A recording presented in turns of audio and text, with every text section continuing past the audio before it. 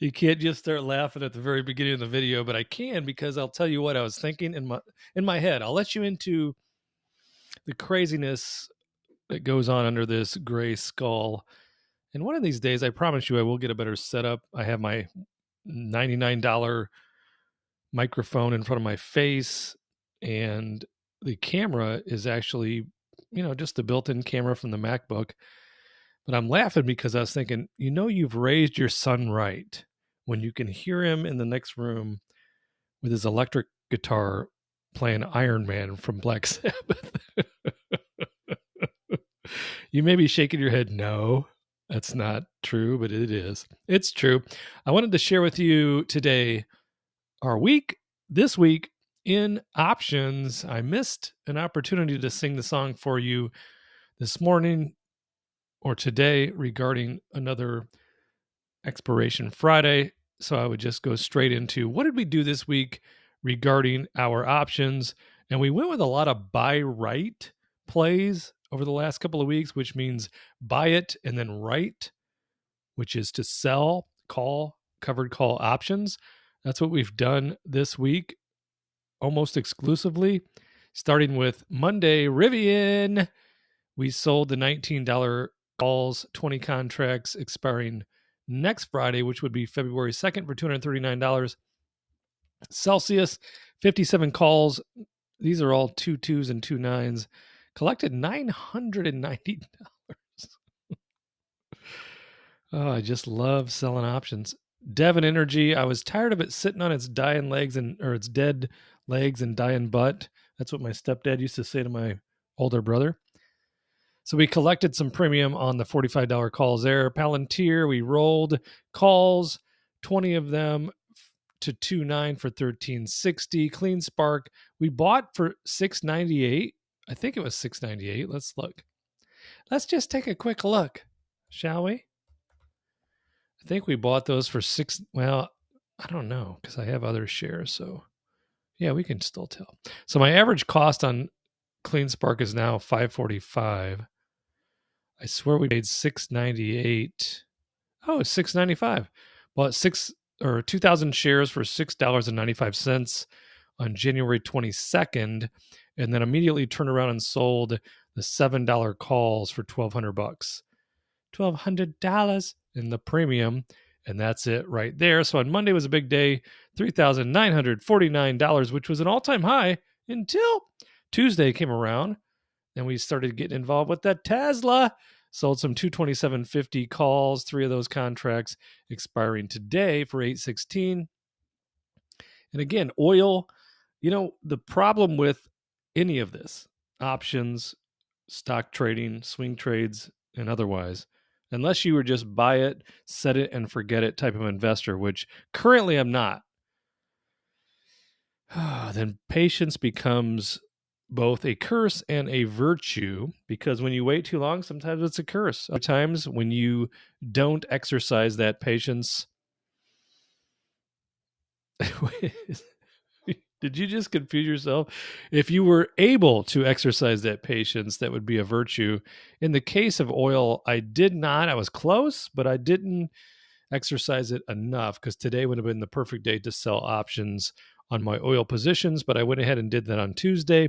EOG, 30 contracts at 118, collected 629. ExxonMobil, which I have a better position on, it's like 98 and change, sold the 101s, 30 contracts for 1739.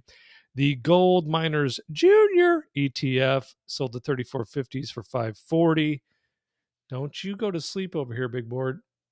So just to give you an example, so Devon currently at 42.62, we're good there. ExxonMobil at 103, we're bad there. EOG at 115.54 was still good there. And then the gold miners, let's see, GDXJ currently at 34.13. That's fine because we're working on a new thesis. We don't know how it's going to work out. It's basically cash flow is king, cash is queen, debt is the joker, which means if we're doing buy rights, we're going to sell them close to what we bought them for with just a little share appreciation. So that's what we did on the GDX and the J. And we collected $540 for doing so. GDX $919, and then we bought the Alcoa. We had the $25 Alcoas on for 2.2, and we went ahead and closed those for $10, and we set a new all-time high at 46.33. And then on Wednesday, we were like just kind of twiddling our thumbs. We bought the Palantirs, closed at 15.50 for $20. We put another 200 or 2,000 shares in our pocket of SoFi at 768. And then we turned around, or no, we didn't turn around. We just went ahead and sold puts, $7 puts at 639. And that was 20 contracts for a total of $639 in premium. So that day ended at 619. Yesterday, Thursday, we were able to roll that target, rolled it from 138 to 142, and collected premium of 248. Tesla, we bought 200 shares at 185.39. Wow, wow, wow. Tesla is on the crazy train. Currently closed today, Friday, at 183.25. So we're way down on our whiskey there. I did have a good to close trade on, or not a trade, but a purchase on a limit order on Tesla yesterday at 179.98. And of course that didn't happen, but it did get to 179 and change, but it was before I put that limit order on. And then we closed one contract at 232.50 for $1 bill. Rolled a call on the UVIX for $60. Sold $34 calls on APA. What is APA trading at? Because it's probably up again today. The drama builds 32.13. So see, today would have been a great day to trade oil, but I went ahead and I traded it at what I paid, which was $34, because it announced it was purchasing another company. Of course, shares dived. I dived in, or dove in. It's not dove. That's not a word. I dove in, and it was a little too early. But I do have 1,000 shares. I do have, let's see here. I think I've already locked in the dividend. Come on, internet. All you people that live around great internet, count your blessings. I'm out in the farm fields of Valparaiso, Indiana.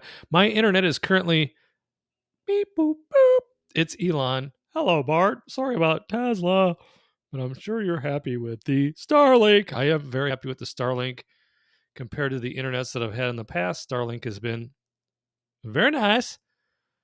So let's check out the dividends on APA. It's an oil company. I think I've locked in the upcoming dividend. Yeah, right there. On 119, I locked in a payment at 222, so that's next month, 25 cents. Not a huge number, but still I have 1,000 shares, so that's $250 a quarter. 312 dividend yield. So I have that going for me. But it was only a total of $527. And then today I did make a couple of purchases, 2,000 shares of SoFi at 762, and it closed at 768. And guess what? All the SoFi fans know that Monday, before the market opens, SoFi will report its earnings.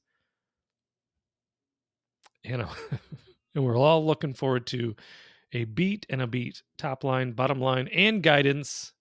If we can get a triple threat, then we're going to $10, and I'm going to sell it all. You kidding me? Don't you believe in the company?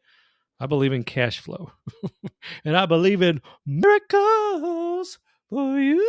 Palantir bought 1,000 shares at 16.37, and it closed at 16.35. Cue the sad music. Wow, wow, wow. But I did roll the Unity.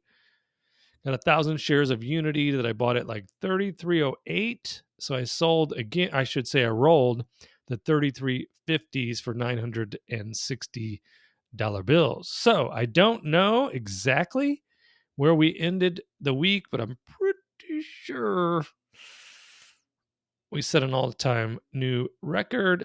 Let's take a look. So 39, 49 plus 46, 33 plus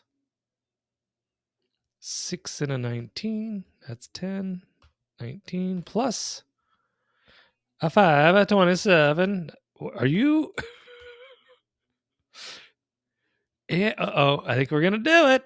960 for a total of $10,688. $10,688. Where did that go? Go here, here. Weekly total equals $10,688. Sorry, I barely know how to work these spreadsheets. Then let's go back in here and let's make this green. We'll go color, green, bold. And that's an all-time record. An all-time 1 week record is $10,688. And just to give you an idea, I have decided, at least for the next couple of months, I am going to be aggressive with the options. As you've already witnessed, especially with the buy rights, buying at a price and selling very close to that price on the strike, collecting as much premium as possible on companies I both believe in and have high volatility and trade weekly. Okay, so those 3 criterias. Here's three perfect examples: Unity, Palantir, SoFi.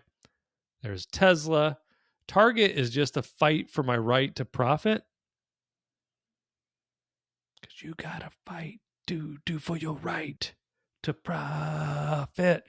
We do have to fight for our right to profit, and I will no longer allow for my companies that I own, because I'll drive by Target and I'll say, "Hey, son," talking to Kid 3, part the second, aka Deuce.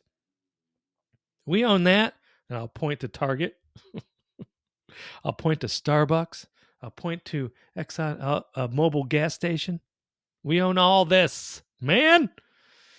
But I will no longer allow my companies to be involved with politics. And Target did just that. Tried to cost me a lot of money. And I fought for my right to party, and that's exactly, or to profit, I'm sorry, and that's exactly what we're going to do. So we did collect $10,688 bills this week. Could you even imagine? Little old me. Oh, a novice in the options trading world. Let's go to the big board just to see what's going on. So we collected over $10,000, all-time record. Got dinner tonight, and it's like, I'm an introvert and I'm old. So you combine those two things. We have dinner reservations at 5:15. What is that, like the blue-haired special? It's 4:39. Better get going. So we have dinner reservations at 5:15 with Brian and Kristen, with my lovely bride, and we're going to finalize our plans for Napa. Hey, attention the rich people. I'd rather drink Miller Lite, but you know how these people are. So there's 8 of us going to Napa Valley. That'll be my second time there. And we have to finalize some of the dates, like some crazy, super posh Airbnb that I don't need. I could sleep in the car. You could put a tent out in front of it. That's how I roll. In fact, I'd rather do that. That would be more fun. So we're going to finalize all those plans with Kristen and Brian with our early bird special, 5:15. So I better wrap this up. But just looking ahead, so we're at, what do we do today? We were up, there it is. We're up 3,600. After hours, we're up $618. Making our way back. We were as low as, I think, 1,837 recently, and now we're back up to 1,882. Very nice. Next week, we do have the Alcoa 2750 calls that are currently way down in their whiskey. But again, as far as the aggressive plan is concerned, That's playing right into our hands. Celsius is up $770, but that's actually bad because Celsius has not made a gain this week, which I thought it would. We did buy it at, I don't know, 51 and change, so that part's okay. Clean Spark is down in its whiskey, but that's all right as well because what did we say we paid for that? 685 or whatever, 692. So immediately sold $7 calls. If they're called away, fine. If we can roll them for a bunch of money, we will. Devon, even though we were aggressive with the $45 calls, still just fine right now. EOG, right now, it shows that it's way down on his whiskey, but it's not yet.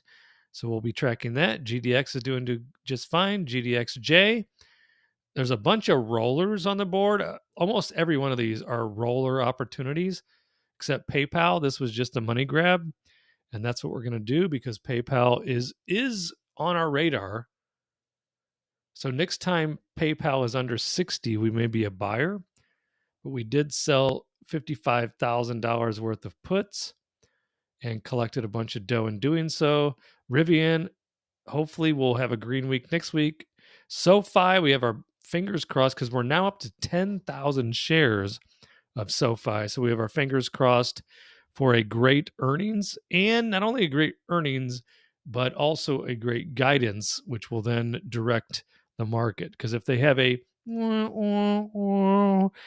mediocre to negative guidance, regardless of the upper and lower top line, bottom line beats, it will still go down. Unity, that's our recently created covered roll. Then we have ExxonMobil way down on its whiskey. Look at that. The reason is because it's at 102 and change. No, it's at 103 even. And we have 3,000 shares. So the math becomes problematic. But we're still in the profit there, and we're way in the profit on our premiums. But we do not, let me repeat that, we do not want to miss the next ex-dividend date, which is coming up. We want all that money, man. Still not actually declared. I do declare that our next dividend will be approximately mid-February. Actually starting to get hungry, so that's good. That's good since you got the early bird special. All right, so we look at the last couple of years, 29, 29, 210, and what I'm looking at is the history tab on the dividends tab on Seeking Alpha for ExxonMobil, and that shows in 2022, first round was February 9th on ex-dividend date, which is the day you need to be the owner that morning. Like when the market opens that morning, you need to be an owner. Then they're going to write your name in their record books on the following day. So we're looking at a couple of weeks. So we'll be watching ExxonMobil closely to see what we need to do. But that is enough rambling for this video. Have a wonderful weekend. Thanks for cheering me on for a new all-time high weekly options collected. Like, comment, subscribe, share with a lovable friend, and we'll see you in the next video.